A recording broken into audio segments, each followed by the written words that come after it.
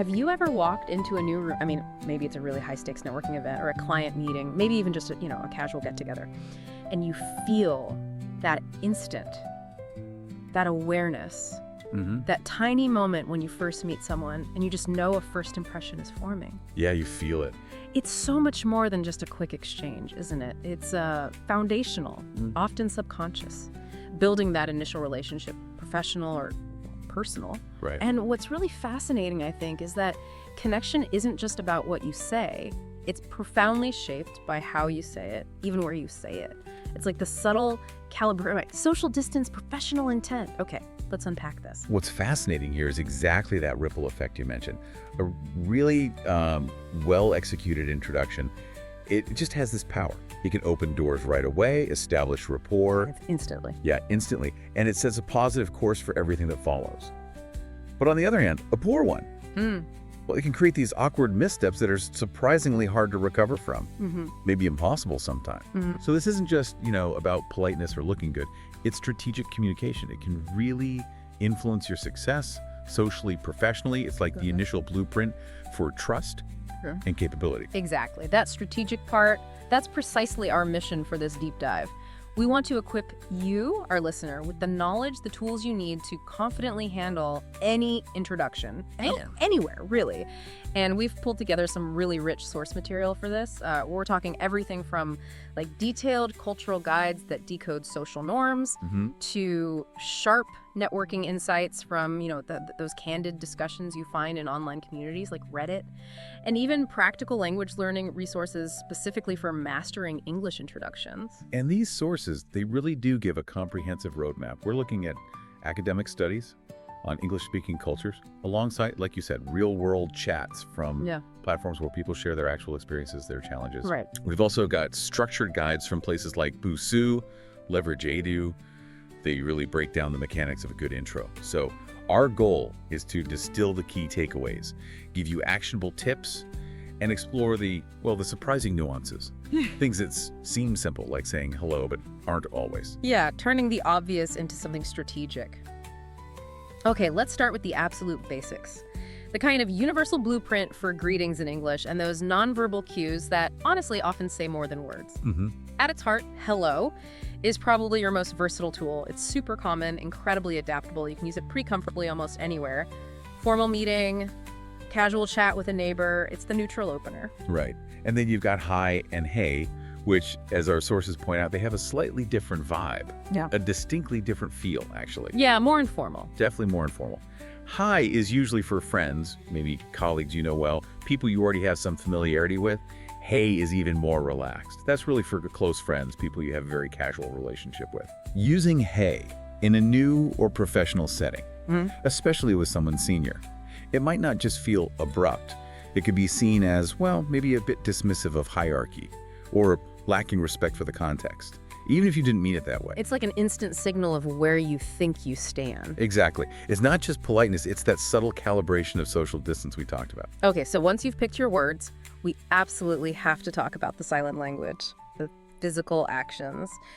Body language is huge, particularly in English-speaking countries. So much of that initial judgment is nonverbal. First up, the handshake. Almost sacred, right? Especially professionally. Job interviews, business meetings, networking events. It's expected. Very common. And the sources all emphasize brief, firm, purposeful, not bone-crushing. No, yeah. And definitely not the dead fish. Ugh, the dead fish, yeah. Signals disinterest, maybe weakness. You should really think of the handshake as more than just a formality. It's like a tiny non-verbal negotiation. It's a split-second thing that, according to social psychology studies, signals how reliable you seem, what your intent is. Okay. A firm, brief handshake. It communicates, I'm present, I'm assertive, but not aggressive. It's like a subtle promise of respect, engagement, confidence. It can really set the tone. And a weak one. A weak, limp handshake. Yeah. It doesn't just signal disinterest. It can subtly suggest maybe a lack of trustworthiness or conviction. And one that's too long or too aggressive that can feel awkward, dominating, maybe even like you're encroaching on their space, which is very off-putting. Yeah, it's a powerful little A moment. micro expression of your personality and professionalism, definitely. Absolutely. And beyond the handshake, eye contact, Okay. super important in North America, many other English-speaking cultures. Maintaining appropriate eye contact signals confidence, engagement, trustworthiness. It says, I'm here, I'm listening, I'm interested. But, and this is key, what's appropriate eye contact varies a lot culturally. Too much direct, unbroken staring in some cultures, that can feel aggressive, confrontational, disrespectful even. So you need to find that sweet spot, engaged, but not staring. Exactly. And then there's the smile. Almost universal. Universal sign of friendliness. Yeah. A genuine, warm smile. It can instantly break the ice, disarm awkwardness, conveys positivity, approachability. It's like a nonverbal invitation. Connect with me. Creates a welcoming vibe right away. Definitely. And finally, something often overlooked, but critical for comfort. Personal space. Oh, absolutely crucial. In English-speaking countries, the general guideline, you see this in lots of cultural guides, is about an arm's length distance. Yeah, that invisible bubble. Exactly. And respecting that bubble is vital. If you invade someone's space, lean in too close, touch them too soon, it can make them feel uncomfortable, maybe threatened, disrespected, and that creates a negative first impression no matter how friendly your words are. It's basic respect for boundaries. You really hit on something critical there, the psychological impact of these cues. Yeah. That brief, firm handshake immediately sets a professional, respectful tone. Suggests you're serious, capable, present. Right. Consistent eye contact when it's culturally right sends a powerful message about your engagement, honesty, trustworthiness, builds credibility. These aren't just, polite things to do. They're active, strategic ways you shape that first impression. So for you, the listener, mastering these basics isn't just about being polite. It's about strategically setting the stage, actively building credibility and comfort from moment one. Which leads to an important question for you to think about. Have you ever felt that sort of unconscious recoil? That discomfort when someone accidentally got too close during a first meeting? Why do you think that happened? What was that feeling it created? And how did it maybe color your perception of them afterwards? It really shows how deep these social expectations run. That's such a great question. It really highlights how vital these unspoken rules are. Okay, so we've covered the sort of universal blueprint. Now let's broaden the scope. Because the English-speaking world, as our sources show so clearly, it's this amazing tapestry of different cultures. A handshake might be a common baseline, sure, but other gestures, expectations, even the way language is used, it can vary dramatically, leads to some interesting, sometimes awkward moments. Indeed. It's fascinating how one language, English, can hold so many different social scripts, so many unspoken rules. Let's get into some specifics, drawing from our sources country by country, give a real granular view. Okay, where do we start? Let's start with the United States. Generally, you find this atmosphere of friendliness, outgoing nature, the smile, the firm handshake standard expected, especially professionally.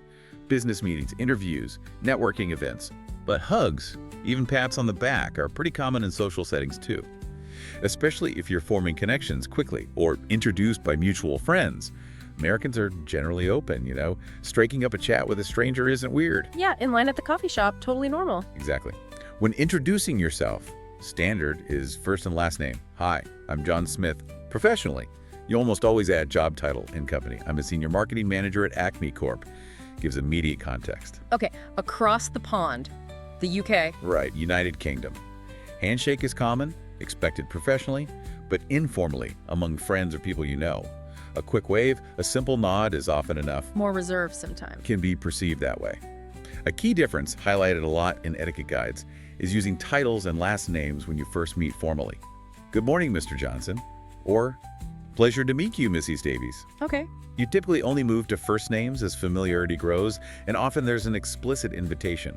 Jumping to first names too soon can seem presumptuous, disrespectful even. That gradual shift signals warmth. Interesting. Down under. Australia and New Zealand. Yeah. Generally very laid back, egalitarian, friendly, that no worries attitude. Right. Handshakes in professional settings, yes. Waves or nods informally. Like the US, pretty common to chat with strangers. Introductions. First and last name. Add job, title, company for professionals. But the tone often stays pretty light, approachable. And Canada. Canada. Known for being super friendly, polite, respectful. Handshakes professionally, waves, nods informally. Similar to the US and Australia in chatting with strangers. Introductions, first and last name. job, title, company, professionally. Opt in lots of please and thank you. Politeness is key. Okay, now for some potentially more complex ones. South Africa? South Africa. Greetings are really significant culturally, show respect, and they vary quite a bit by region, ethnicity, language. Remember, 11 official languages. Handshakes are common across groups. But hugs, kisses on the cheek between women who are close also happen. First time meeting someone. Title and last name is customary. Good morning, Mr. Smith. Then shift to first names later with a clear signal. Professionally, add job, title, company. Often includes asking about well-being, family, more holistic connection. India. Greetings are deeply cultural, very diverse. Handshakes are more common now, especially in cities, professionally, mixed genders. But a bow, or the traditional namaste, palms together, slight bow, still widespread, especially traditionally or with elders. Right, I've seen that. First introductions. Titles and last names are almost always used. Good morning, Dr. Patel. Namaste, Mr. Sharma. First names only with significant familiarity, usually initiated by the senior person. And uniquely, when introducing yourself, it's common to give your full name and occupation. Hello, my name is Priya Sharma and I'm a journalist. Provides that full social and professional identity right away. Interesting. And Nigeria? Nigeria. Greetings are absolutely paramount. Reflect deep respect, community, social order. Again, variations by region, ethnicity, language. Handshakes are common. But bowing, even prostration, lying flat is a sign of deep respect, especially for elders or chiefs, still observed in certain contexts. Wow, prostration. Yeah, profound respect. Titles and last names are used almost exclusively for first intros. Good morning, Chief Adekunle. Good evening, Elder Ngozi. And like India, full name and occupation are customary for self-introductions. Hello, my name is Chukwudi Onyejaka, and I am an engineer. Positions you immediately in the social fabric. Wow, that is a truly detailed tour. What really jumps out is that interplay between formal and informal, and the huge variation in physical contact, traditional gestures. The handshake seems like a professional constant mostly, but everything else so diverse. And that thing about including occupation or title versus just name that keeps coming up speaks volumes about cultural values around identity, status. It absolutely does. And understanding these specifics, it's about cultural etiquette, which is really about respect. It helps you navigate unfamiliar places gracefully, avoid unintentional offense. Right. These aren't just random rules, they reflect deeper values, like the emphasis on titles and last names in the UK, India, Nigeria. Reflects respect for hierarchy, age, social order, signals deference. Whereas the quick move to first names and casual chat in North America or Australia speaks more to egalitarianism, friendliness, outgoingness, prioritizing connection over formal deference. Makes sense. And our sources show these nuances go way beyond English-speaking places. Like one study mentioned East Asian cultures, how active self-promotion or even gushing about your own kids might be seen differently than in the West. Oh, how so? It cited a Canadian in Japan who noticed parents sometimes downplaying their kids' achievements, even slightly denigrating them. It's not lack of pride, it's a cultural way to avoid seeming boastful. Reinforces humility, group harmony. Fascinating. Even compliments can be culturally loaded. That's exactly. Shows how deep etiquette runs. It's always tied to underlying values. That's a really powerful example how deep these cultural things go. Okay, let's shift focus now. From the big picture of cultural etiquette to the actual core, the spoken introduction itself. Beyond just your name, what makes an intro effective, memorable, impactful? Our sources break it down pretty simply, actually, a useful framework for you. Starts with a greeting, then your name, then what you do, if it fits, relevant experience, and optionally, a little personal touch. The solid structure. But beyond that structure, there's this insight about making it memorable. The power of a positive start. Instead of just, hi, I'm name, maybe start with gratitude, enthusiasm, hinting at your purpose. Okay. Especially in high-stakes places, networking events, conferences, interviews, it sets a vibrant, positive tone right away. Helps you stand out like, hi everyone, genuinely excited to be here today. Or in an interview, first, thanks so much for taking the time to meet with me today. It's more than just politeness. Right, it's proactive engagement. Creates an immediate, favorable impression. And tailoring that what you do part is absolutely crucial. Depends on the context, right? Professional event. Focus on your job, responsibilities, experience. I'm a project manager. Over a decade of experience leading complex digital transformations. Establishes credibility fast. Okay. And casual settings. Can be more personal interests. Yeah. I'm an online Spanish teacher, and I also love traveling, learning languages. Shows a more human side, opens different conversation paths. Right. A really impactful thing, mentioned in networking sources, is stating your contribution or learning goals up front. Meeting a potential client. I'd love to learn more about your goals and how I can help you reach them. Shows purpose. Exactly. Moves beyond just facts about you. Yeah. Shows value, problem solving. Or, in a class, my goal is to improve my English over the coming months so I can apply for immigration to Canada. Articulates your objective, helps others connect, turns the intro into a statement of intent, an invitation. And that leads perfectly to what our sources called the critical fifth step. The thing that really invites connection, turns it from monologue to dialogue. Asking a thoughtful question. Crucial step. This is where you shift the spotlight off you. Show genuine interest in the other person. Instead of just delivering your summary, you open it up. Create a dynamic exchange. Right. And effective questions, the networking guides say, are open-ended. Invite more than yes or no at a conference. What inspired you to come today? Professionally. What's the most interesting project you've worked on recently? Good examples. Casual meetups. Been to one of these before. Any recommendations for places to visit around here? Yeah. Career focused. But what do you enjoy most about your role? Or how did you get started in your field? These questions show you're listening, right? Not just waiting to talk. Precisely. They facilitate rapport, encourage sharing, keep the conversation flowing, signal genuine interest. Okay, so that brings us to that classic social dilemma. It comes up all the time in discussions online about etiquette. Oh. How do you respond when someone says, nice to meet you, but you've definitely met them before? The awkward moment. Yeah. It can feel a bit, awkward. For both people. The first thing, maybe the most important, is empathy. People forget for so many reasons. Yeah. It's almost never personal. Right. They meet tons of people. Exactly.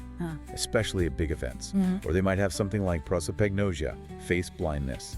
They literally struggle to recognize faces even if they know who you are. Oh, right. That's a real thing. It's a neurological difference, not a memory lapse. Understanding that changes everything. Or, honestly, they might just be having a brain slip. Stressed, distracted, overwhelmed. Happens to everyone. So the sources offer a few ways to handle this gracefully. Prioritizing comfort, connection, not correction.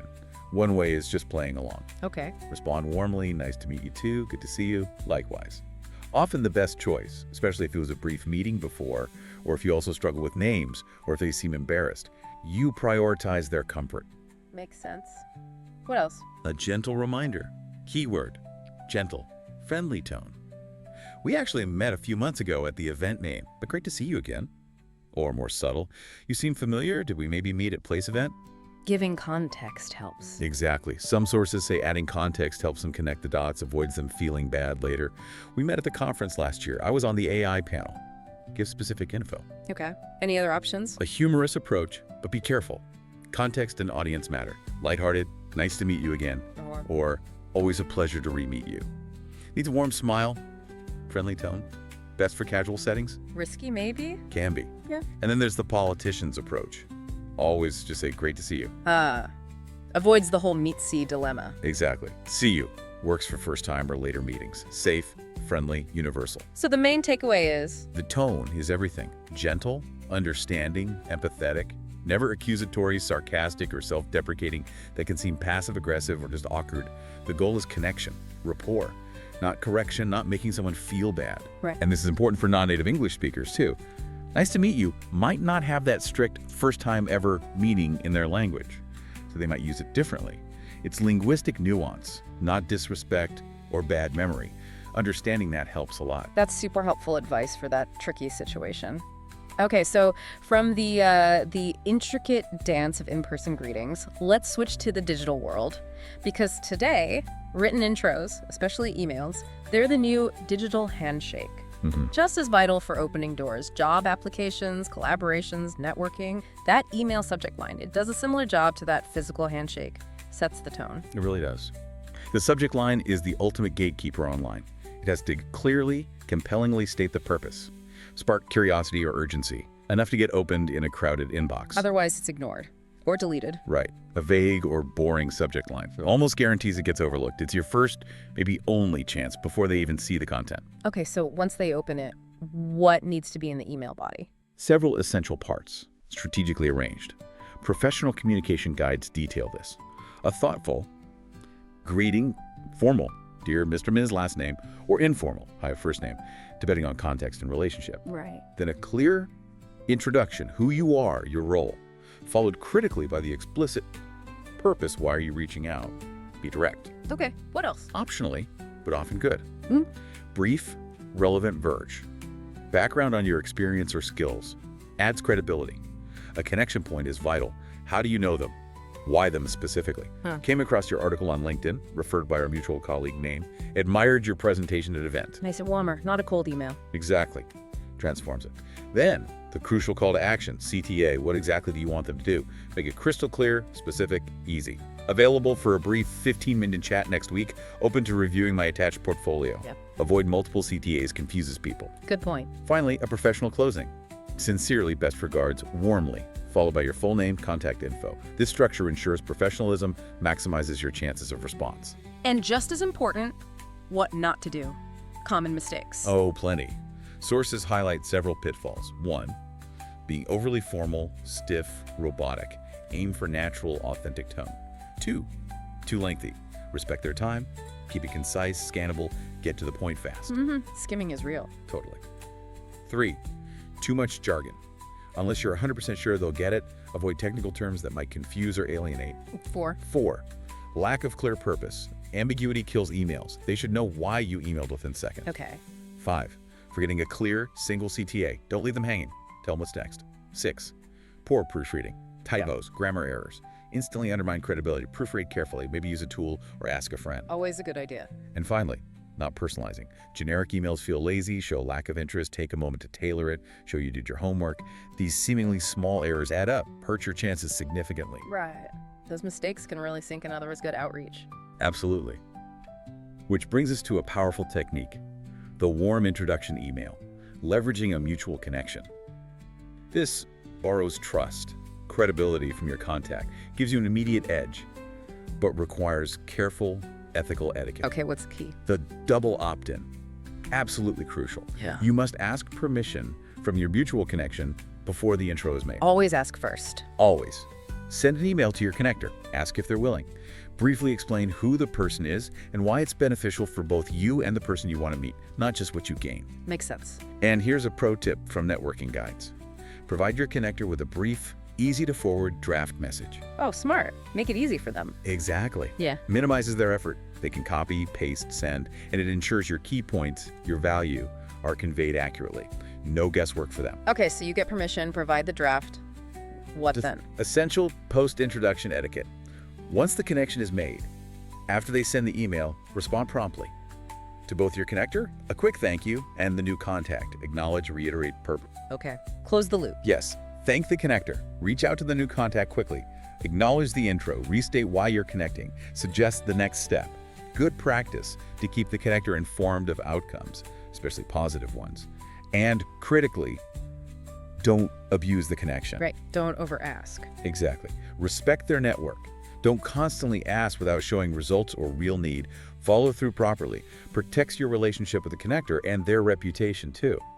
That's really valuable strategic advice for using your network well. And these principles, they apply so broadly, right? Not just general intros. Totally adaptable. For job applications and networking, you're highlighting relevant skills, stating interests, showing enthusiasm, or focusing on shared interests. Mutual connections for networking. And for clients? For client introductions and partnerships.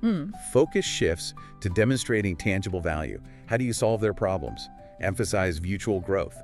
Benefit their business. Makes sense. What about mentorship? Seeking mentorship or learning. Email needs to convey deep respect for their expertise, their time. Explain why them specifically cite their work, talks. Outline what you hope to learn. Show you've done homework. No generic requests. Right. Personalization again. Always. Event-triggered connections. Met at a conference. Reference your shared experience. A specific conversation makes the follow-up warm, personal, more likely to stick. Even internally. Even internal team introductions. Joining a new team. Share professional background. Maybe a small personal tidbit for relatability. Emphasize eagerness to collaborate, contribute to team goals. Each scenario needs a slightly different spin, but clarity, purpose, personalization, always key. And for you, our listener, always looking for that aha moment to level up.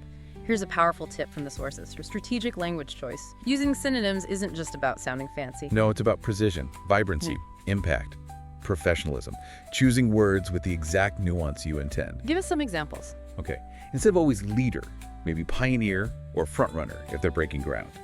Adds depth. Job can feel mundane.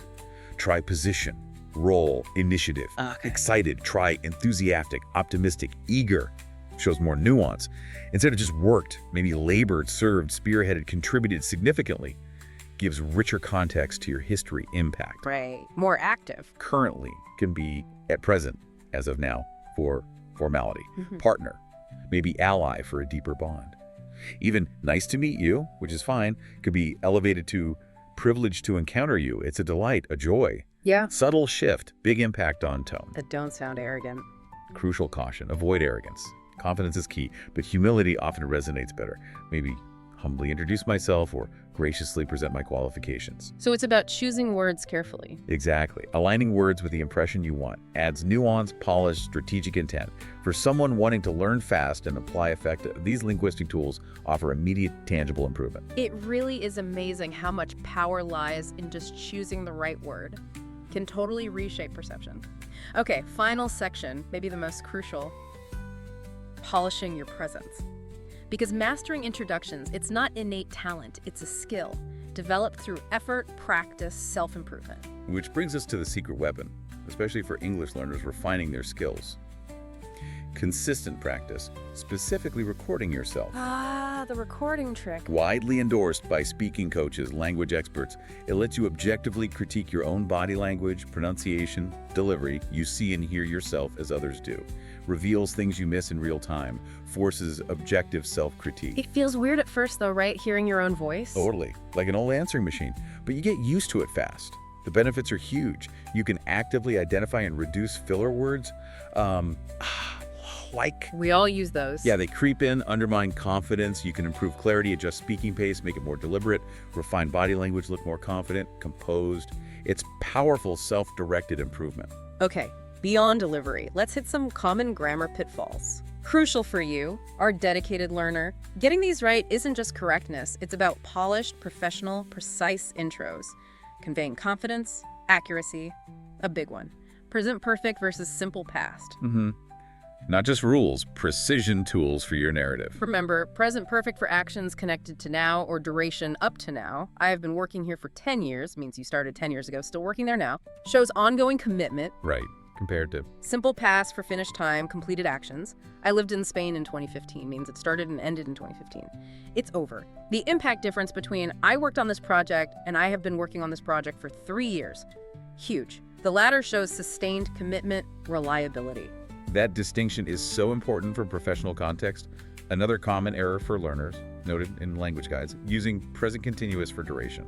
Like, I'm living here for 2 years. Hear that sometimes. Understandable, but incorrect for actions started in the past, still ongoing. You need present perfect continuous. I've been living here for 2 years, or I've been studying English for 6 months. Signals action spanning past to present. Emphasizes continuity. Okay. And one more quick grammar point. Since versus for. Small words, big temporal meaning. Use since for a specific point in time, the start. I've been here since 2015. Haven't seen you since Tuesday. Pins down the beginning. And for. Use for a duration, the length of time. Worked in marketing for 5 years. Waiting for 20 minutes. Quantifies the span. Mastering these small grammar points makes a monumental difference. Adds confidence, accuracy, professional polish. Shows real command of the language. Absolutely. Those little precision tweaks add up, and they tie right into broader presentation skills that apply everywhere. Beyond grammar, consciously working to reduce filler words, makes you sound so much more confident, articulate. Signals preparedness, focus, not hesitation. And consciously speaking, slowly and clearly, not just for understanding. Improves pronunciation, lets the audience absorb, gives you time to think, enhances composure, confidence. And eye contact again. Vital for engagement, trust. Shows sincerity. And finally, the art of keeping it brief. Essential details only. Don't overwhelm, respect their time, attention. Right. These small adjustments, applied consistently, monumental difference in how you're perceived. Those aha moments when you realize the power of a polished, purposeful presence. #outro. So what does this all mean for you? We've journeyed from basic greetings, the silent language of body cues, through the amazing cultural variations into crafting spoken intros, handling awkward moments, mastering written intros online, and finally polishing your presence with practice and precision. What's clear is confidence in introductions. It doesn't just happen. It comes from preparation, practice, understanding, connection. And that's the challenge, the opportunity for you, our listener. Knowledge is most valuable when understood and applied. We really urge you, take these insights, practice the phrases, the techniques, experiment, observe reactions, iterate. Every interaction is a chance to learn. Exactly, every single one. Which raises that important question for you. How can you turn your very next hello from just routine into a moment of strategic connection, real opportunity? In a world, flooded with information, fleeting connections, short attention spans, how can a truly thoughtful, culturally sensitive, intentional introduction do more than just open a door? How can it create a lasting memory, foster a real relationship? What impact can you have, personally, professionally, just by being more intentional, more prepared, more empathetic about that first hello? Take a moment, think about which cultural nuance, which language tip really resonated with you today. How might you integrate that into your very next interaction? Thank you for joining us on this deep dive into the fascinating, powerful art of the first impression.